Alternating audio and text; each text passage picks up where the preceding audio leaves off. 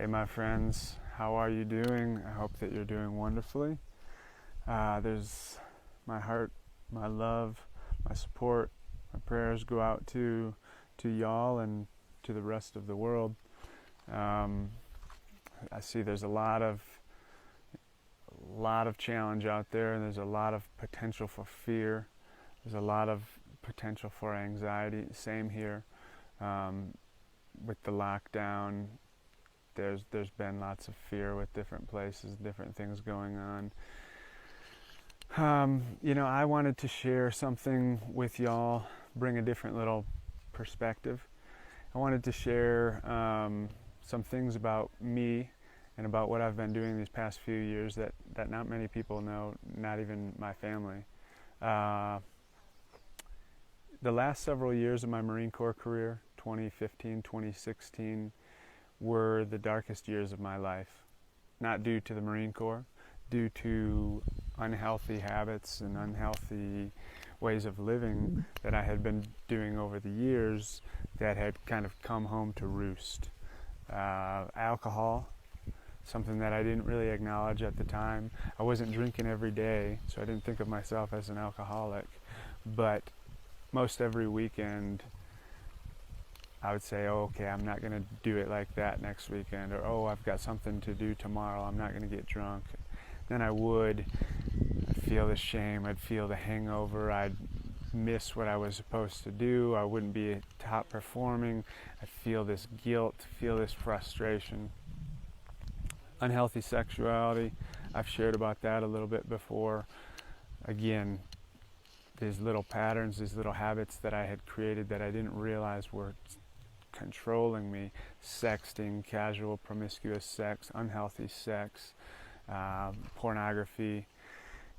So when I'm in a relationship with someone that I loved, I wanted to be the partner, I wanted to be the man I wanted to be, and yet I would find myself with these cravings, or if I'm not in a relationship, I'm acting in ways and harming myself and others, just feeling really bad.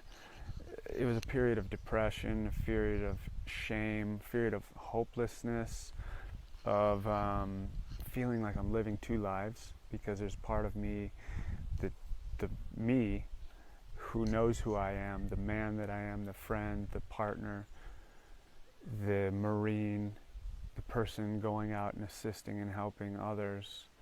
And then there was this part of me that just felt controlled by these things and was harming myself and harming others and living in this way that I didn't want. Thankfully, I chose to go to Spain in 2017 for the MBA, and I took those unhealthy things with me. They were definitely there, but the time in Spain really took me out of my box. It opened me up. It reminded me, oh yeah, there is lots of fun in the world. There's lots of excitement. There's lots more colors than I had been living this gray life. That opened my mind up. And then there were several experiences that year, which I'll share about another time, which really helped me to recognize, oh, I'm not stuck like this. I have personal power. I can, just like I would with business, or just like I would with school or a hobby, I can study these things, I can research them, I can look to others who I respect, people who are successful in these areas, not just with money, but success with relationships, with how they're living, with their mental and physical and spiritual, and then I can create that for myself. So that's what I began doing pretty much from the end of 2017 onward. I've dedicated my life to this. There's been lots of learning, lots of growth, lots of evolution, lots of experiences, courses, seminars, classes, working with people, lots of self-experimentation, lots of reading, because I love reading, as you know, and just continuing to see how I can tweak things, what's in my power and my capabilities, and how I can tweak them. And it's been incredible. I'm very, very grateful for that. It's been lots of challenge, lots of actually stepping into fear and discomfort has been a big part of it. One of those fears has been the fear of poverty. Growing up in a low income, since I was a little child, I saw the way out was making money in business. So I was having little businesses, I was working multiple jobs, I was investing and saving since I was a little kid. Through high school, as my friends know, selling different little things, in college, and some memories, and through the Marine Corps, all those years. But I thought of myself as an entrepreneur, and I was very proud of myself, and I am still. It's creativity, it's part of my gift that I have, it's recognizing these opportunities and things. But it was also very much driven by this fear of poverty. And with that, I was just keeping them as numbers in the bank because I was afraid to see those numbers go down. And I might spend them sometimes during these binge cycles, in these unhealthy times. Oh, let's go party or something like that. But what I recognized as I began taking this more intentional growth journey is it's time for me to invest in myself. And so let me utilize these assets and these resources that I have been so fortunate to create over these past years. And so over the past several years, I've invested well into the six figures on this journey that I've been on, and it's paid off in so many dividends, so many. I mean, the quality of my life is just continues to go up. The colors, my life is just not gray like it used to. Alcohol I released in 2018, not like, I'm on the wagon and if I have a drink I fall off. Not at all. It's like alcohol has that much attraction to me because my life is now at a level to where alcohol actually brings me down. I had 5 or 6 drinks last year for different special occasions, quote unquote, but I don't expect to have any this year. I just don't see any value with it. Similar with unhealthy sexuality, that one has deep hooks in there, but I've been able to release more and more and more and more, moving really to this healthy place compared to where I was several years ago. Oh my gosh, it's so great. I'm very, very grateful for this. Actually, right now, what I'm taking on is unhealthy eating, which is one I didn't even really recognize several years ago. But as I release these other addictions, these other escapes, the more subtle ones come and bubble up. And so I eat lots of fruits, lots of vegetables. My family, thank you very much for raising us like that. But I definitely have these binge purge cycles. Oh, I deserve it. Oh, it's been so hard. Oh, I need a reward. Oh, it's just this time. And then going down, feeling bad like that. So unhealthy food and unhealthy eating is one that I'm taking on right now. And then also this period, it's really been bringing me more and more clarity about what it is that I have to share with the world, how I want to utilize this next period of time, how I want to pour myself into these next years. And I love business, I love entrepreneurship, but I feel something deeper. I feel called to assisting those who are challenged with addictions, who are homeless, who are caught in the criminal justice system, prisoners and people who are coming out of prison. I feel drawn to assisting them. I don't know, I don't have full clarity on how, but it's getting more and more clear. Yeah. And so there was a period, as I was deconstructing these fears, there was a period last year where I went back to real estate investing and just feeling this anxiety because I received some money from the VA for some different damage that I received over the 10 years in the Marine Corps. And I have real estate investing income, but the majority of these 6 figures have come from the savings that I've been building since I was a little child. And to see those going down and down and down, that's really stepping into the fear of poverty.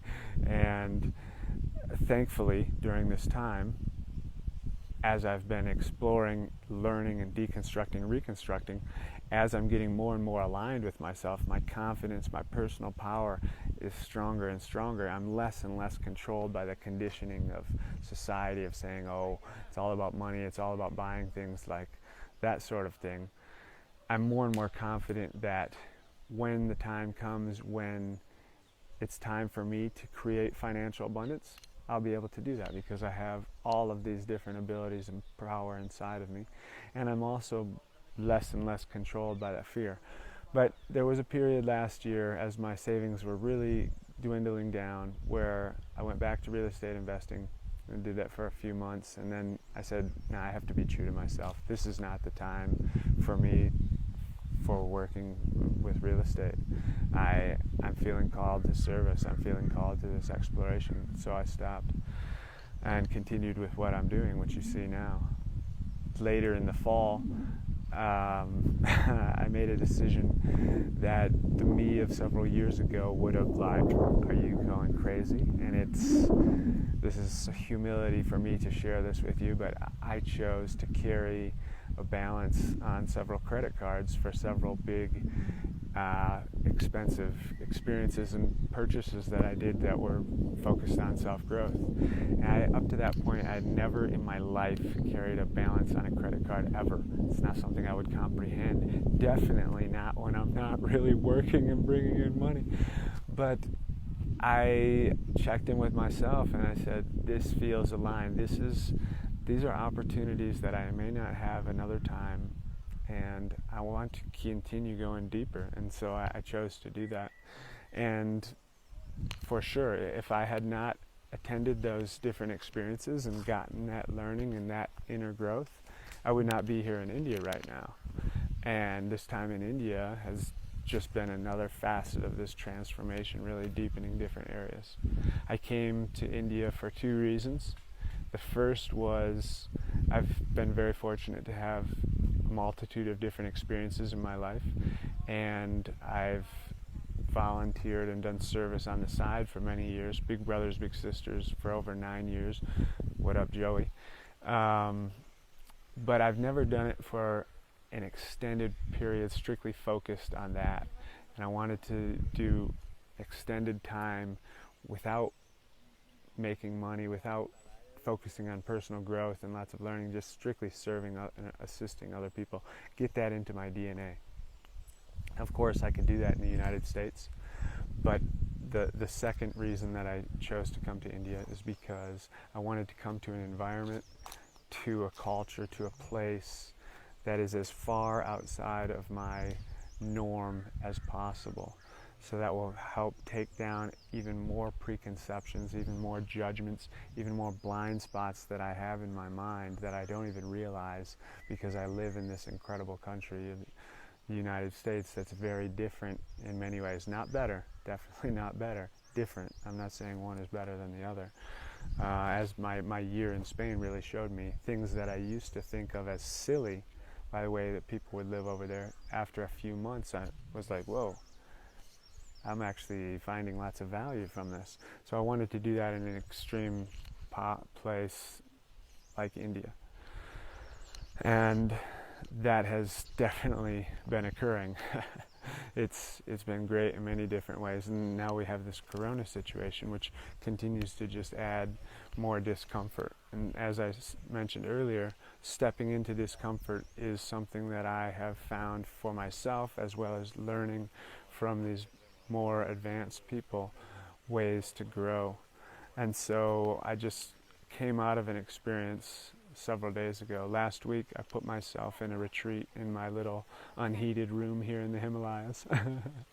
And no phone, no sunlight, lights shaded, no reading, that was a challenge for me.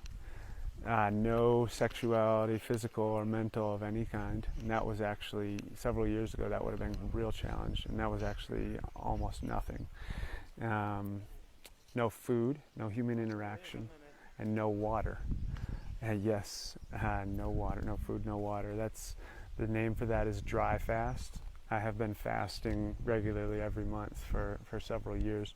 And dry fasting It sounds crazy, but actually our bodies are incredible. We have these amazing processes that we don't even know about, that don't occur until we do something like not eating, not drinking, and then actually our cells begin making their own water, and instead of flushing out their toxins, they actually incinerate their own toxins. Many great benefits physiologically. Resets your whole immune system. People who have cancer or tumors can be incredibly beneficial or totally healing. Lots of other illnesses as well. And then, you know me, great neurological benefits, releases different chemicals and hormones, puts us in different brainwave states that we don't normally get. So really powerful, beneficial time. But the whole purpose was to not have distractions. So it was me in the room, not going anywhere, not having external distractions, meditating, thinking, and journaling. And as you can imagine, a lot came up. There were easy times and there was challenging times. But the biggest message that came up is that it's time for me to start more proactively, more intentionally, more actively getting out there and sharing my truth and assisting others. For over a year and a half, probably several years, I've been thinking about creating a blog, creating a podcast, but I've had a lot of fear about opening myself up, being really transparent, sharing my shadow, which is what I feel deep down inside is what I'm called to do, to share it with others truthfully and let them know that they're not alone with these challenges, and also let them know how they can move through them. So I felt a lot of fear from it, but this time in retreat, it showed me it's time for me to do this.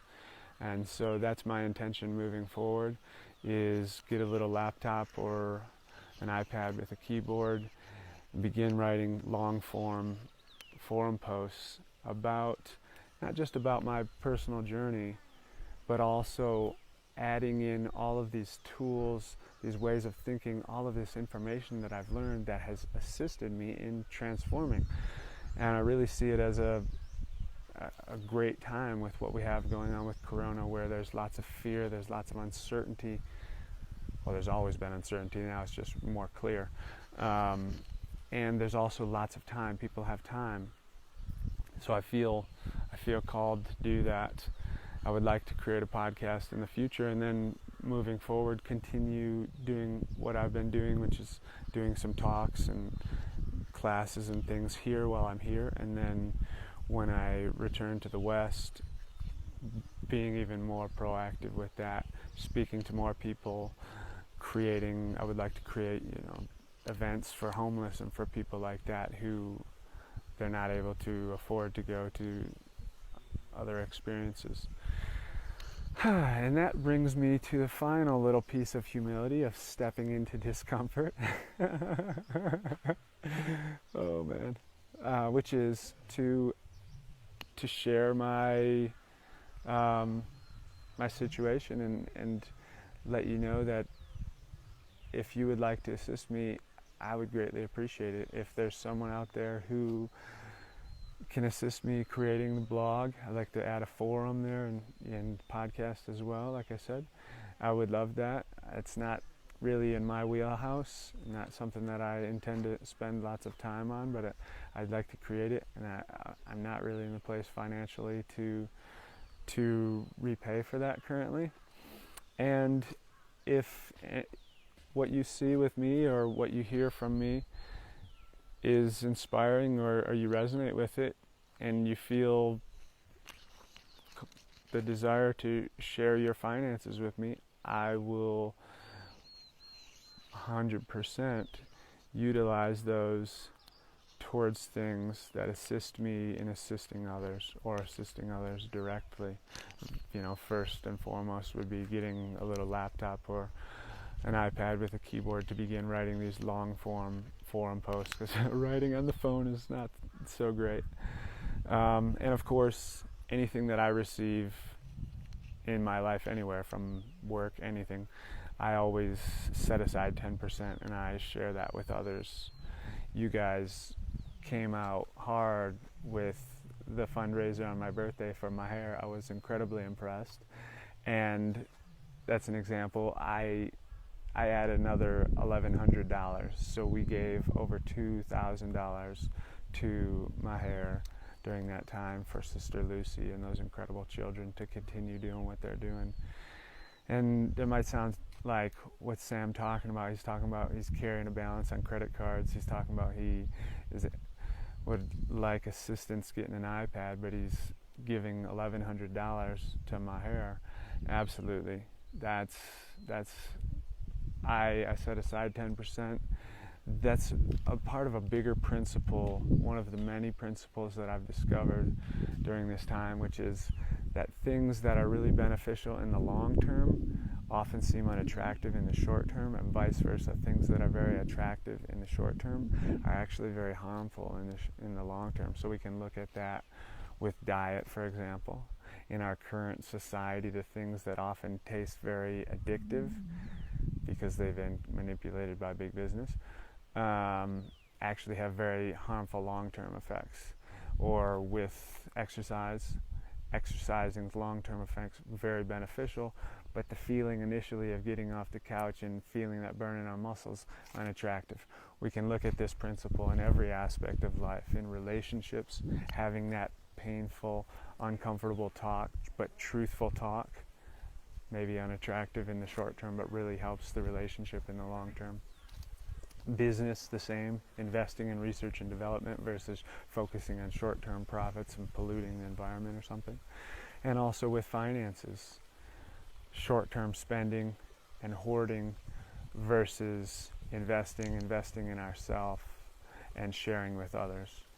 Actually, if you're interested, there's a great book, little book, I've shared at least a dozen copies, named The Richest Man in Babylon, and it speaks in story and parable form, sharing some awesome, just little financial principles. If you follow those, life will definitely change.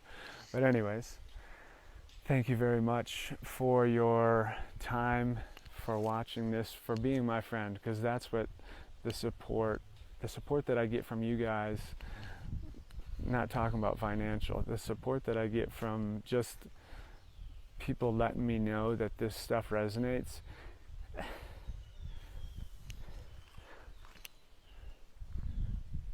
It really assists me, because there's sometimes where it's just like,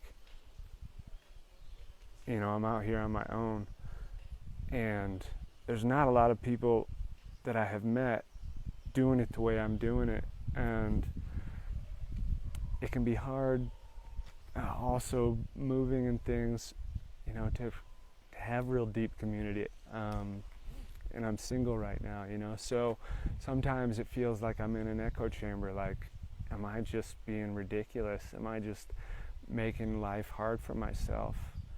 And I thankfully now, with what I've experienced and with the assistance that people have shared that I've given them, and just with me being really more and more in touch with myself and knowing that whether or not this makes sense out in the real world, like the real world, this real world, it feels better than it has ever felt. It feels more aligned, more healthy, more positive, more supportive, more loving. But I appreciate y'all's support, and so I send you my love, and I'm thinking of y'all. I'm definitely thinking of y'all wherever you are. We're all in this together. We all have what seems like different situations, but we really all have the same situation.